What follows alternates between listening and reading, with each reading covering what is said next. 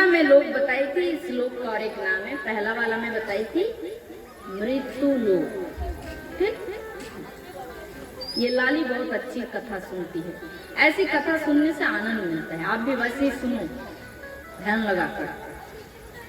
तो मृत्यु लोक की मैंने व्याख्या की। अब दूसरा लोक है भूलोक। भूलोक की बहुत सारी व्याख्या है। एक भू माने माटी, भूगर्भ। शास्त्र में बताया भू माने माटी। और एक सुंदर संतों ने व्याख्या की है, संत साधुओं ने, भूलोक का अर्थात जीव। हम जो जीव है ना, जीव, हम जीव इस लोक में आकर अपनी आत्मा स्वरूप को भूल जाते हैं, मायामय शरीर को मैं समझते हैं।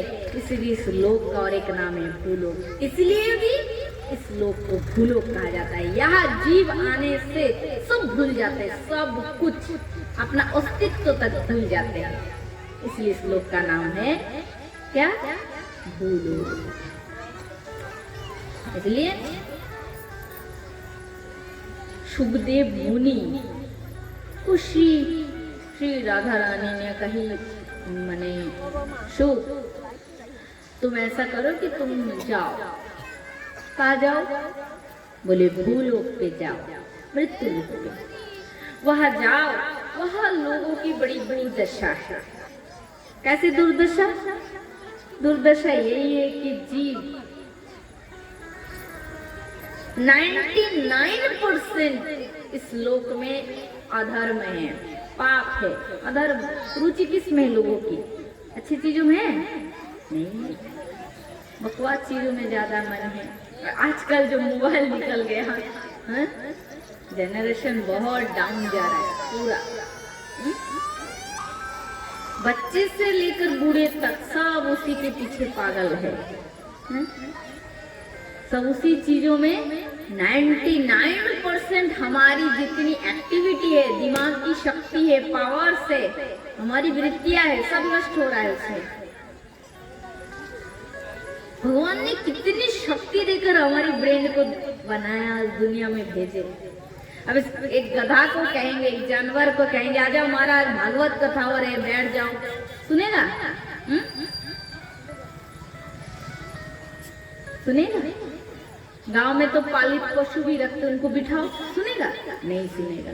क्यों? क्योंकि उनमें वो शक्ति नहीं है, उनमें विवेक नहीं है, बुद्धि नहीं है। मनुष्य में है, भगवान ने वो शक्ति दी है, देखकर मानव को बनाया। किंतु इतनी शक्ति, इतना पावर भगवान हमें दी है, किंतु उसका गलत उपयोग हो रहा है। एक साइकिल को चला रहे, उसको थोड़ा साइकिल के भी चलाने का एक नियम है ना, कहाँ ब्रेक लगाना होता है, कहाँ नहीं लगाना होता है। प्लेन चलोगे तो आराम से, कहीं रुकना होता है ब्रेक लगाना, कहीं थोड़ा गड्ढा वगैरह हो तो आपको स्लो करना है, ठीक है ना? बड़ा सुंदर चर्चा एग्जाम्पल में दे रही हूँ आपको, बहुत एकदम इंटरेस्टिंग वाला। थोड़ा ध्यान से सुनिएगा, क्योंकि भागवत कथा एकदम सादा जल पानी जरा सादा सीधा नहीं है, थोड़ा कठिन है। बाकी सुनने से समझ में आएगा, और समझ में नहीं आएगा मजा आएगा, आनंद मिलेगा आपको, परमानंद मिलेगा। सुनना है, बहुत कुछ सार वस्तु भागवत जी में। तो साइकिल की मैं उदाहरण दे रही थी आपको। साइकिल जब चलाते हैं कोई, उसके रूल से बेरूल हो जाए, चलाने में गलती कर दे, और अगर बाई चांस गिर जाए तो क्या होगा? ज्यादा से ज्यादा छिलके चमड़े उतर जाते हैं ना, फट जाते हैं।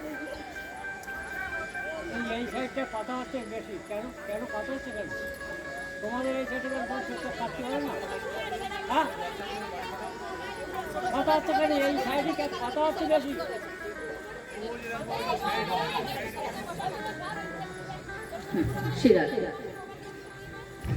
तो एक तो साइकिल है, बताइए, और दूसरा है मोटरसाइकिल। सब चलाते हैं, गांव में सब चलाते हैं, पुरुष लोग चलाते हैं ना, वही बता रही। ये सब ये चीज, ये मोटरसाइकिल हर जगह सुलभ है, चलाते हैं लोग। और मोटरसाइकिल चलाने की भी जो नियम है, रूल आप लोग जानते हैं, का ब्रेक लगाना है, हल्का करना है, का स्पीड करना है ना। तो उसमें यदि मोटरसाइकिल बाइक से मतलब यदि कोई गिर जाए, कोई बात गिरता है, उसके रूल से बेरूल हो जाए, यदि कोई गिर जाए तो क्या होता है, ज्यादा से ज्यादा हाथ पैर टूट जाते हैं, ज्यादा से ज्यादा। और उससे भी बड़ा है 4 चक्का कार हो, स्कॉर्पियो वगैरह हो, उसमें अगर थोड़ा बेरूल हो जाए और एक्सीडेंट वगैरह हो जाए तो क्या होता है? प्राण भी, और कई बार देखा जाता है प्राण बच भी जाता है। किंतु हवाई जो जहाज होता है ना, प्लेन, उसका अगर रूल से बेरूल हो जाए और एक्सीडेंट वगैरह हो जाए, दुर्घटना हो जाए तो क्या होता है? जान पे आ जाते हैं। तो जितना महंगा चीज है, जो जितना ज्यादा सुविधाकर वस्तु है, उसके नियम में यदि बेनियम हो जाए तो उतना ही घातक होता है। साइकिल बहुत साधारण वस्तु, उससे गिर गए तो बहुत बड़ा हमारा नुकसान, घाटा नहीं होता है, क्योंकि प्लेन में यदि हम चल रहे हैं कि अथवा जो चला रहे हैं वो यदि गड़बड़ कर दे तो साधारण कुछ नहीं होगा, केवल छिलके हमारे चमड़े उतर नहीं जाएंगे, अभी तो हमारा जान भी जा सकते हैं, है ना। तो उसी प्रकार ये ब्रेन शक्ति, दिमाग शक्ति है ना, ये हमारे शरीर के क्या है, पार हाउस है ये ब्रेन, दिमाग, इसमें भगवान ने पूरे ब्रह्मांड की शक्ति हमारे अंदर इसमें दे रखा है। हमारा शरीर एक ब्रह्मांड है और इसमें मूल जो डिपार्टमेंट है हमारा मस्तिष्क शक्ति, इसको जो जितना अच्छे में लगाएगा, सत में लगाएगा, ठीक चीजों में लगाए, उसका फायदा उतना ज्यादा है, लाभ। और गलत में जितना लगाएगा उतना ही ज्यादा नुकसान है, उतना ही ज्यादा घाटा है। इसलिए भगवान ने आपको शक्ति दी है, ड्राइविंग आपके हाथ में, आपको निर्णय करना है आपको किधर जाना है, दाएं जाना है या बाएं, अच्छे में जाना है या बुरे। तो श्री सुखदेव मुनि को कहा जाओ, तोता को कहा जाओ, तुम कथा सुनाओ मर्तलोक वासियों को, ये यहाँ पुण्य नहीं है, लोगों में खाली अधर्म के प्रति रुचि ज्यादा है। सुखदेव मुनि ने कहा नहीं माता जी हमको नहीं जाना है। बोले क्यों? बोले खतरा है जगह। कैसे? बोले वहां जाने से माया पकड़ लेती है ना, जीव सब भूल जाते हैं। वहां जाने में सरल है, यहाँ पे आना सरल है, किंतु यहाँ से वापस आना बहुत मुश्किल, फंसा लेते हैं। जैसे मकड़ी जाल देखे ना, जाल, मकड़ी के जाल जब मकड़ी बनाते हैं ना तो उसको बहुत आनंद मिलता है, किंतु खुद बाद में खुद ही फंस जाता है। तो हमको नहीं जाना है। किशोरी जी राधा रानी से कह रहे माता जी हमको नहीं जाना है। तो राधा रानी ने कहा शुक ऐसा मत कहो, मैं तुम्हें वचन देती हूँ, वहां जाने के बाद भी माया तुमको स्पर्श नहीं करेगी, ये मेरा वचन है ना। शुक ने कहा ठीक है, और राधा रानी ने जब तक कही है तो उनकी आज्ञा मुझे पालन करना ही पड़ेगा। तो शुक तोता क्या किए, हमारे पृथ्वी पे आए हैं और शंकर भगवान से माता पार्वती ने हट की है कि मुझे भागवत कथा सुनना है। जब भगवान शंकर अमरनाथ में बैठकर भागवत कथा सुनाने लगे तो एक वृक्ष के ऊपर कोई शुक, छोटा सा शुक तोता जो अंडे के आकार में थे ना, वो अंडा फट गया और उससे वो निकलकर भागवत कथा सुनने लगा। ये बहुत बड़ा लंबा एकदम मतलब चरित्र है, पुराणों में बहुत विस्तार में वर्णन है ना। तो मतलब इस चैप्टर को इतना बड़ा करेंगे, आगे बहुत सारी कथा है भागवत की, थोड़ा समय सुनना है। तो श्री सुखदेव मुनि वो तोते के रूप में भागवत कथा सुनने लगे। अब महाराज ऐसा हो गया भगवान शंकर ने देखा पार्वती देवी कथा सुनते सुनते ध्यान में बैठ गई।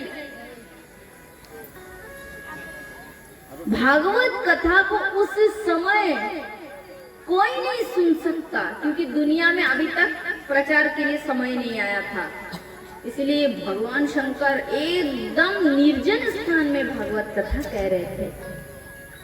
कहा अमरनाथ, ठीक। किंतु भगवान शंकर देखा कि कोई, उनको लगा कोई भागवत कथा सुन रहे, ये पार्वती देवी को छोड़कर और कौन है यहाँ पे। चारों ओर शिव जी ने देखा, कोई नहीं था। किंतु जब पेड़ के ऊपर, डाली के ऊपर उन्होंने नजर लगाया तो देखा तो छोटा सा एक शुक तोता, मतलब शावक शिशु है ना, हाँ, वो भागवत सुन रहे हैं, कथा सुन रहे हैं। शिव जी ने सोचा तो गड़बड़ हो जाएगा, हाँ? ये तो धरती पे जाके ऋषि मुनियों के सामने परमहंसों को सब बता देगा, कथा सिखा देगा। तो शिव जी क्या किए, त्रिशूल लेकर उसे मारने के लिए दौड़े। आप कहेंगे तो भागवत कथा कहने से क्या होता, कह दो। नहीं, ऐसे नहीं, क्योंकि उस समय भागवत कथा धरती पर प्रचार होने का समय नहीं आया था। सृष्टि अभी अभी शुरू हुई है, शुरुआत है सृष्टि की, तो अभी कथा कैसे हो सकती है। सृष्टि पूरा होने दो फिर कथा होगी। तो शिव जी ने कहा ये तो नियम का विरुद्ध हो जाएगा, तो मुझे क्या करना चाहिए, कुछ करना है। त्रिशूल लिया, अब इस तोते को मुझे मारना है, ये भाग रहा है, भागने वाला है। शिव जी त्रिशूल लिए, तोता भी समझ गया, वो भागने लगा सीधा, और आगे तोता, शिव जी पीछे। भगवान शंकर त्रिशूल लेके दौड़ रहे, तोता भी ऐसे वैसे तोता नहीं, गोलोक से आए हुए हैं, ये भी इतना मतलब परमहंस है, राधा रानी के गोलोक से आए, शक्तिशाली है, भागा तो जम के अमरनाथ से सीधा बद्रीनाथ चले गए, पहुंच गए वहां। और क्या किए थे, पुराणों में वर्णन आता है, सूत मुनि ने वर्णन किया था इसका विस्तार।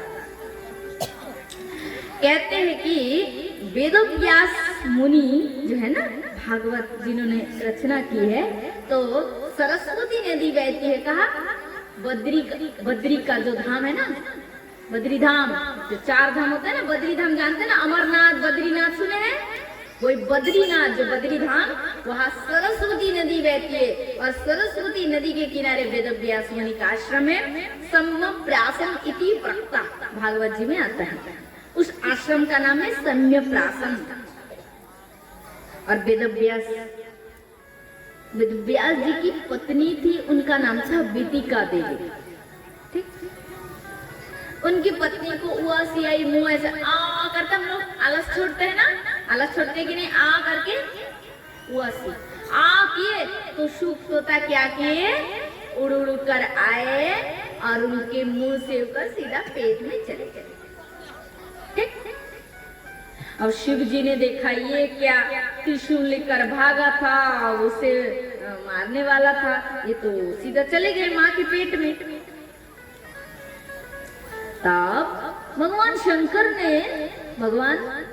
ने विचार किया कि शायद यही भगवान की इच्छा है, प्रभु की इच्छा है। तब ये वापस लौट कर आ गए, क्योंकि वो तोता की जब और एक जन था तो प्राण नहीं ले सकते है ना, ले सकते कि नहीं। तो चले शंकर भगवान, अब तो माँ के गर्भ में सुखदेव मुनि तपस्या करने लगे। पत्नी ने देखी है कि गर्भ से खाली ध्वनि निकलता है, ओम ओम ओम। पतिदेव से पूछे है, स्वामी ये आवाज निकलता है क्या है। पतिदेव ने कहा, देवी आपके गर्भ में महापरमहंस आपके गर्भ में निवास कर रहे हैं।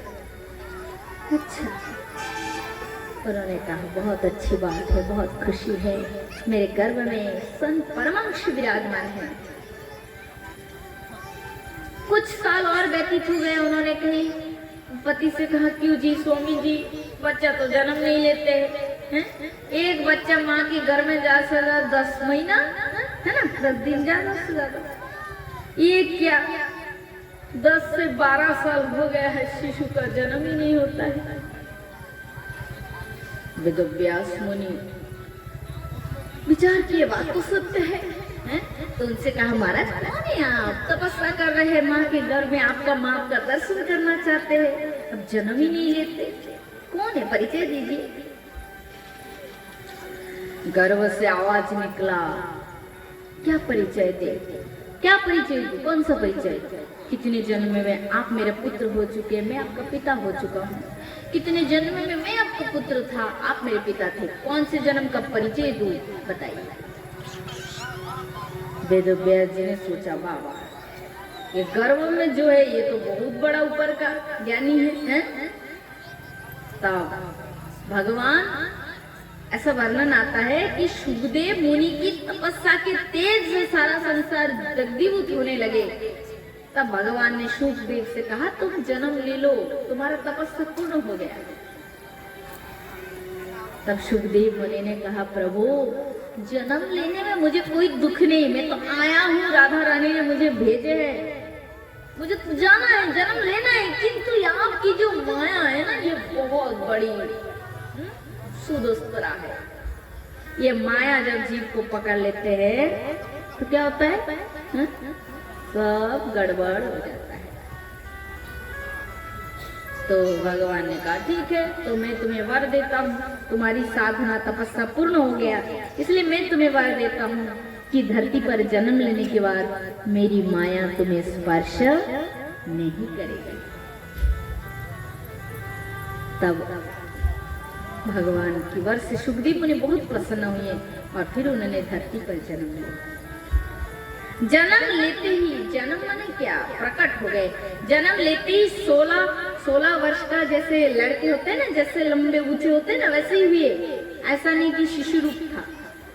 जन्म लिए और तुरंत चलते हुए वन की ओर बढ़े। पिताजी ने कहा, बेटा रुक जाओ, ये क्या, अभी जन्म ली हो, तुम्हें ढंग से देखा भी नहीं, तुम कैसे हो, मेरा पुत्र हो, दिखने में कैसे दिखते हो, मैंने तुम्हें देखा भी नहीं और तुम जा रहे हो, चले जा रहे हो, रुको रुको पुत्र, रुक जाओ। किंतु रुकने वाले नहीं थे।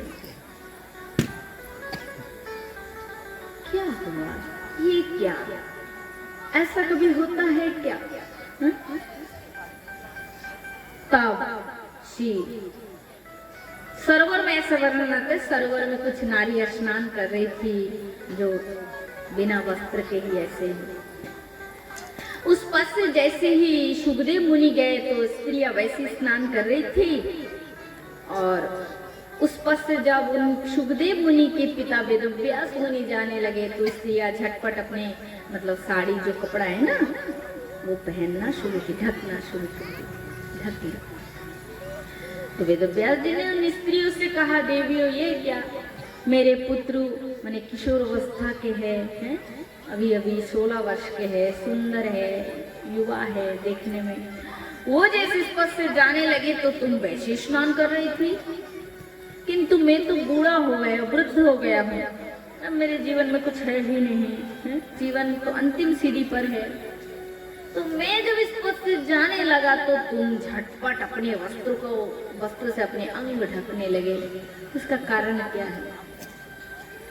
तो उन स्त्रियों ने कही कि महाराज देखिए, किससे कहे? वेदव्यास। वेदव्यास जी से कहा, महाराज आपकी जो विशुद्ध ज्ञान है इसको लेकर हमारे मन में कोई संशय नहीं है। हम जानते हैं कि आपने भागवत पुराणों को लिखा है ना, बहुत सारे पुराणों को लिखे, वेदों को 4 भाग किए, वेद का रचयिता है आप, किंतु सब कुछ ज्ञान होने के बाद भी इतने बड़े ज्ञानी विद्वान महापुरुष आप है, फिर भी आप में इतना तो भी थोड़ा सा भी भेद है कि ये पुरुष है और ये नारी है। नारी पुरुष का ज्ञान आपको है, इसलिए हमने झटपट कपड़ा अपने अंगों में लगा कर ढूंढ लिए। और आपका जो पुत्र है ना शुकदेव, तद्वृक्षं प्रक्षेति मनोजनोत्वास्तिम स्त्री पुत्रम स्त्री पुंभीरा न तु श्रुतस्य विविध अधिष्टि है। वो स्त्रियां कहती है कि आपके जो पुत्र है ना सुखदेव, स्त्री क्या होती है पुरुष क्या होता है वो जानता ही नहीं है। स्त्री क्या होती है पुरुष क्या होता है आपके पुत्र जानता ही नहीं है। स्त्री पुंभीरा न तु श्रुतस्य विविध दृष्टि, विविध दृष्टि माने भेद दृष्टि नहीं है।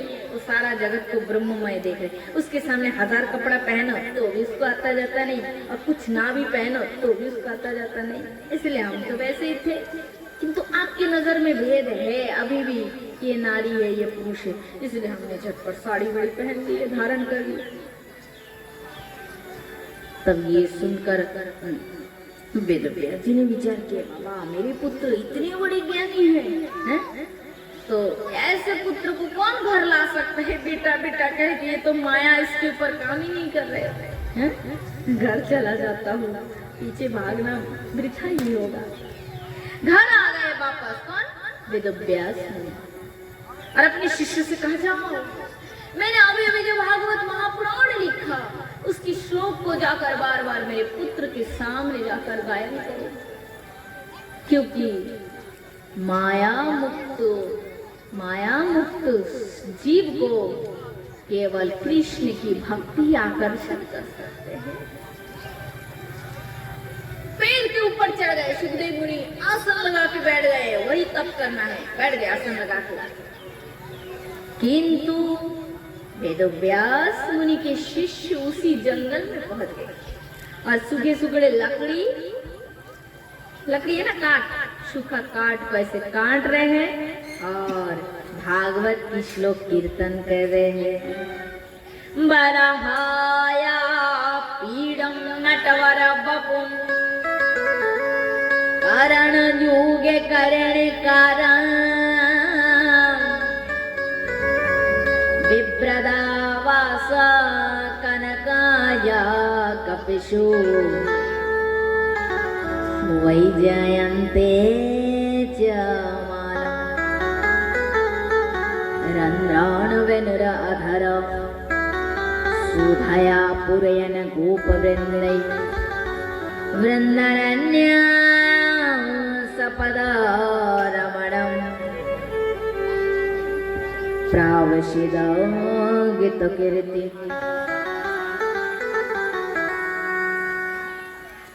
यह शिष्यों ने लकड़ी समिधा, शास्त्रीय की भाषा इतनी कठिन है, यदि मैं बताऊं तो आपको तो आधा ही समझ में नहीं आएगा, किंतु मैं एकदम सरल भाषा शास्त्र की भाषा से भी उसको फिर कलेक्शन करके नॉर्मल हिंदी में बता रही ताकि समझ में आ जाए। यहाँ समिधा माने काट, सूखे लकड़ी लाने के बहाने ये भागवत के श्लोक गा रहे हैं जिसमें कृष्ण के रूप का वर्णन किया, जो अधर में बंसी लेकर सुंदर गोवत्स को चराते हुए श्री कृष्ण गृह लौट रहे हैं, अपने घर आ रहे हैं। कैसे कृष्ण की शोभा है अलौकिक, जो अधर पे बंसी और तिरछी नजर करते अपने भक्त को देख रहा है, जिनके अंग पर पीतांबर है, गले में सुंदर वनमाला है, अधर पर मुस्कान है, कान में कुंडल है, श्याम वर्णन की आभा है, सारे अंग पर दिव्य आभूषण झिलमिला रहे हैं और घुंघराला केश है। ऐसे कृष्ण की मनोहर छवि जिसको देखने के लिए ब्रज गोपी ब्रज बालाए अपने सब काम धाम को छोड़ छाड़ के ब्रज की रास्ते सड़क पर आ गए हैं और कृष्ण की रूप माधुर्या पान कर रहे हैं। ऐसे सुनते हुए सुखदेव मुनि को भारी आनंद मिला। सुखदेव मुनि ने कहा, महाराज क्या सुंदर प्रभु के रूप वर्णन किए, मेरा हृदय भर गया। किंतु वहां ही बैठे हैं वेदव्यास मुनि के पास शिष्य सब पहुंच गए। बोले, गुरुदेव आपके पुत्र के पास जाकर मैंने भगवान कृष्ण की जो श्लोक अपने सिखाया ना भागवत का, वो मैंने सुनाया, सुनकर खूब उनको अच्छा लगा। मेरा अच्छा, किंतु मेरे पुत्र तो मेरे पास लौट कर आया नहीं भागवत सुन के। इसलिए हे शिष्य सुनो, इस बार फिर वन में जाओ और जाकर कृष्ण की गुण की गाथा गाओ। फिर जाओ, फिर सुनाओ। इस बार देखना, इस बार ऐसा सुनाओ कि देखना सुनते ही मेरे पुत्र सुखदेव मेरे पास लौटकर आ जाए। शिष्य ने कहा, अवश्य गुरुदेव। भागवत की श्लोक फिर सीख लिए शिष्य ने। फिर दूसरे दिन पहुंच गए वन में। जंगल काट वाट लाने जाते हैं, बस गए और सूखे लकड़ी काट रहे तो बहाना था। देखा सुखदेव ध्यान में बैठे, चलो चलो भागवत की श्लोक गाते हैं। और गाना शुरू कर दिए।